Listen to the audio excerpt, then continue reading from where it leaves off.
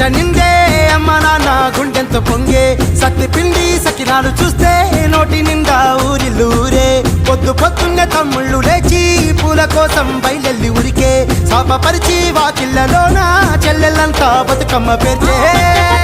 పచ్చని పల్లె